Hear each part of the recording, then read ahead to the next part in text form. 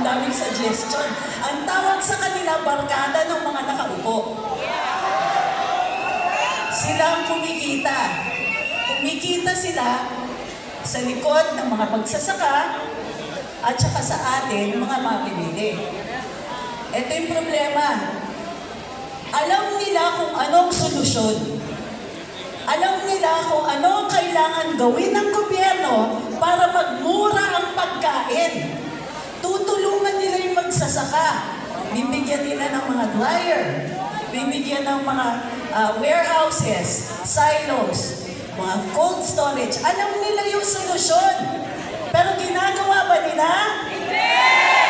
Ang bukod-tanging sagot ng gobyerno ito sa pagmamahal ng pagkain ay mag-import.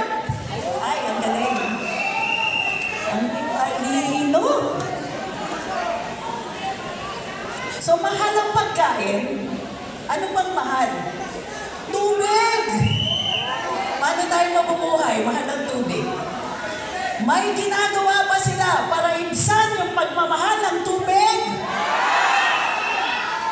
Tumataginting ang katahimikan tungkol dun sa taas ng presyo ng tubig. Taon-taon, sinasabi nila sa atin, magmamahal po kasi summer.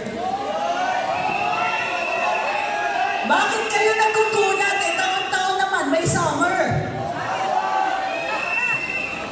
Ano ba ang mahal? Kuryente! Ang hirap na ng buhay, dami pa nilang pinapag-isip sa atin, no? Mahal ang pagkain, mahal ang tubig, at ang pangako ay magmamahal pa daw ang kuryente sa darating na taon. Totoo yan. Ang masaya niyan, brown out niya, mahal pa yung kuryente. Saan tayo lulugar?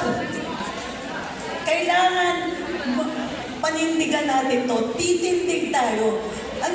Ang daming pinangako sa atin, di ba, nung kampanya? Mahal daw tayo. Pero ang nagmahal ng pagkain, tubig, kuryente. Hirap ang mga mamamayan, nag-uumpisa na ang gutom, nag-uumpisa na ang brownout, at susunod niyan, pati tubig, mamamatay na rin. Kaya lang nakikita natin sa kanila, biyahe at saka party.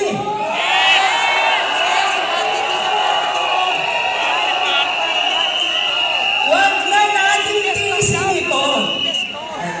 Kailangan magsalita tayo, panindigan.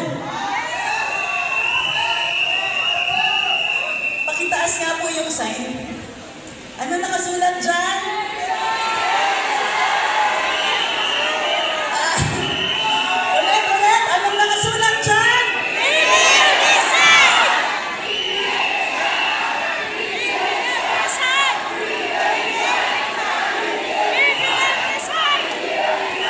Simple lang yan.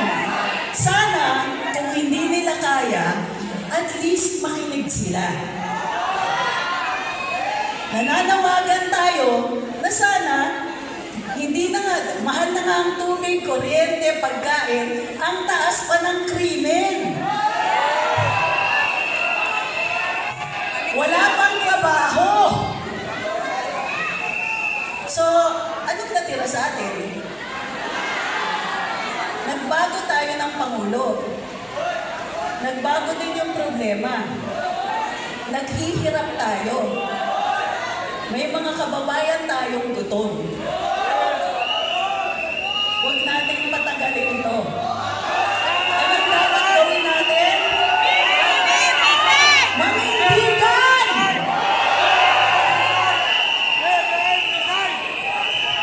Alam niyo na yung gagawin natin. Tayo po ang Pilipino. Di tayo pasusupin. Di tayo pwedeng pigilan magsalita. Di tayo pwedeng pigilan manindigan.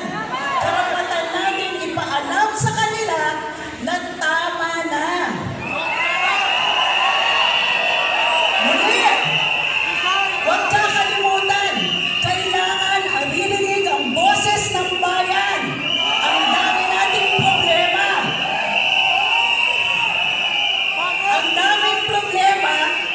sinire-reseta nila sa atin, ano, concert.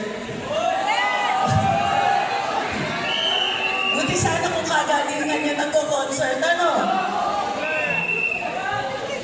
So muli, ang hinihiling ko lang bilang isang tagapagsalita dito, kapitan natin yung galit natin.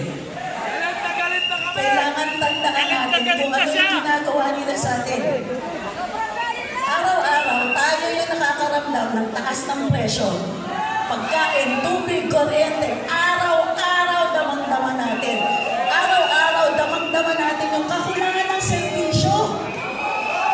Araw-araw damang-dama natin yung krimen.